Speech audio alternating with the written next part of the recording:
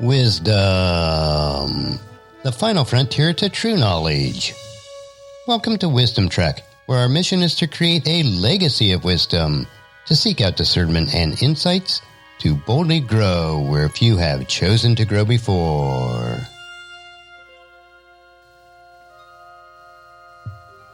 Hello, my friend. I am Guthrie Chamberlain, your captain on our journey to increase wisdom and create a living legacy. Thank you for joining us today as we explore wisdom on our second millennium of podcast. This is day 1446 of our trek, and it is Worldview Wednesday.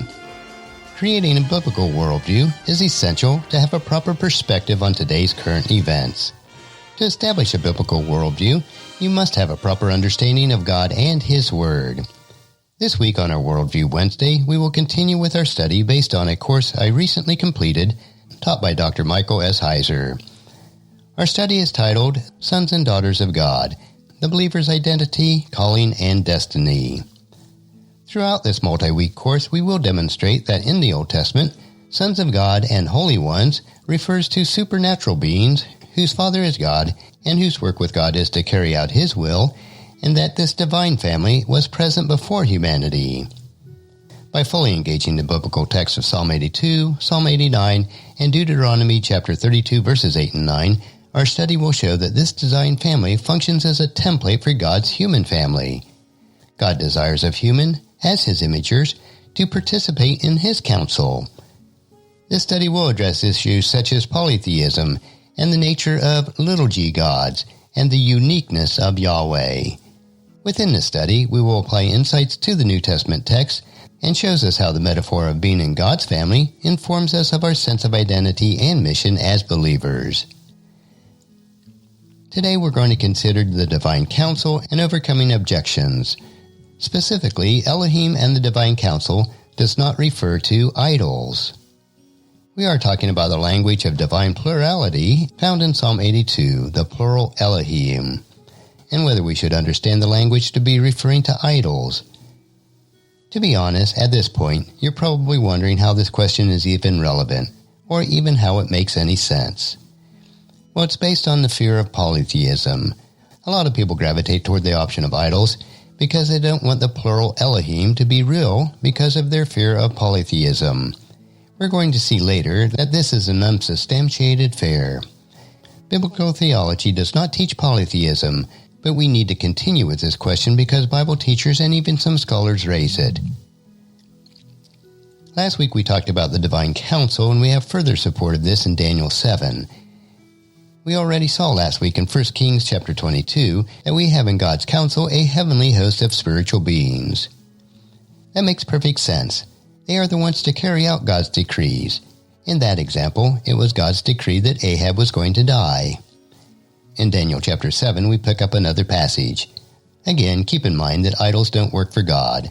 God does have an entourage. He does have a heavenly host. He does have a council. But we're not talking about idols here. So in Daniel chapter 7, verses 9 and 10, we read this.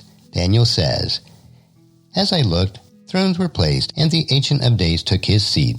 His clothing was white as snow, and the hair on his head was like pure wool. His throne was fiery flames, its wheels burning fire. The streams of fire issued and came out before him, and 1,000,000 served him, and 10,000 times 10,000 stood before him. The court sat in judgment, and the books were open. What we have here is a divine council meeting. We have thrones, plural, set up to render judgment. We have a court, a council sitting. Books are open because God and His council, His entourage, His assembly are going to render judgment. But what are they rendering judgment about? Well, if we read through the whole of Daniel chapter 7, they are meeting to decide the fate of the four beasts in the vision of Daniel chapter 7. The point for our purpose, though, is that these are not idols, and God does not work with idols. Next, let's move on to Nebuchadnezzars' dream and the divine decrees in Daniel chapter 4. In Daniel 4, we see something similar, except not quite as dramatic. This is the chapter in Daniel where Nebuchadnezzar gets news that he is going to go temporarily insane. In Daniel chapter 4, verse 13, Nebuchadnezzar begins explaining to Daniel what happened. You know, what he saw in his vision or in his dreams. And we read in verse 13, I saw the vision of my head as I laid in bed, and behold, a watcher, a holy one, came down from heaven. Now the language here is significant. Watcher is a word that is used several times in Daniel and other Jewish literature for a divine being, a member of God's heavenly host. He is referred to here as a holy one. We've already seen references to a council of holy ones back in Psalm 89, and so here they are in this scene in Daniel chapter 4. Now what happens is Nebuchadnezzar explains his dream and its meaning, and it's not good news for him. He is going to go temporarily insane. In Daniel chapter 4 verse 17 we read this: "The sentence is by the decree of the watchers, the decision by the word of the holy ones, to the end that the living may know that the Most High rules the kingdom of men, and gives to whom he will, and sets over it the lowliest of men." So we have a decision about Nebuchadnezzar being judged associated with this group. This is the decree of the watchers, plural, the decisions of the holy ones, plural. Just so that we don't misunderstand and say, well, we've just got a rogue bunch of holy ones up there making decisions that God isn't any part of. Daniel chapter 4 is going to cut through all that pretty clearly.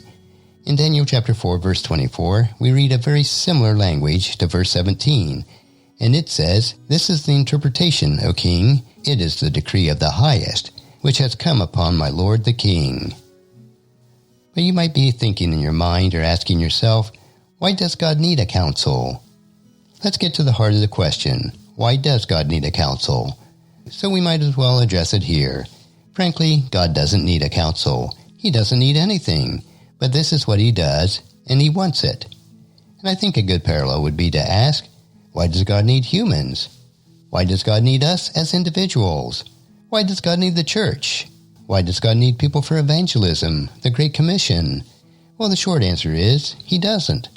God could just sort of flip switches on and off about who is going to believe and not, and call it a day. He doesn't do that. He has humans participate with him in something that he wants to get done. So there is no council acting without God's approval. This is God making a decision, and the council participates with him to carry out what God wants to happen, God's decrees. And this takes our minds back to the introduction of the whole idea about this template. We are learning something about how God operates in the supernatural world with his divine family, his divine bureaucracy, his divine council. Understanding how God works with his divine family is going to help inform us about how God looks at our participation as humans. God has tasks that he wants his earthly family to participate in. He has responsibilities for us. So God doesn't need a council. He doesn't need us either. This is just how he works. So let's get back to the main thoughts at this juncture. We are not dealing with idols in these verses. Idols are the enemies of God. They are objects in which fallen, rebellious, hostile, divine beings are thought to reside. This counsel of Yahweh is in the skies. It is in the heavens. It is not on earth where idols are, and idols are hostile anyway. Now, the implication here, I think we've seen very clearly, that we have a participatory sort of relationship between God and the members of his family. He allows genuine participation in carrying out his will. A subthought of that is the notion, well, if he's allowing genuine participation, what about predestination? Isn't everything predetermined anyway? And we're going to discover in future lessons that no, that isn't the case. That will conclude segment 7 of our study, Sons and Daughters of God, the Believer's Identity, Calling, and Destiny. Join us again next week as we explore shared rule with his heavenly council. I believe that you'll find each Worldview Wednesday contains thought-provoking topics to consider as we build our biblical worldview. Tomorrow we will continue with our 3-minute humor nugget that will provide you with a bit of cheer, which will help you to lighten up and live a rich and satisfying life. So encourage your friends and family to join us and then come along with us tomorrow for another day of Wisdom Trek, Creating a Legacy.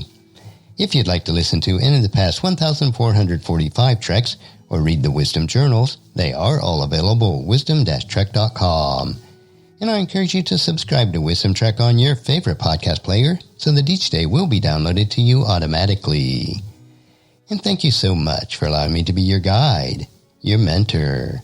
But most importantly, I am your friend as I serve you through the Wisdom Trek podcast and journal each day.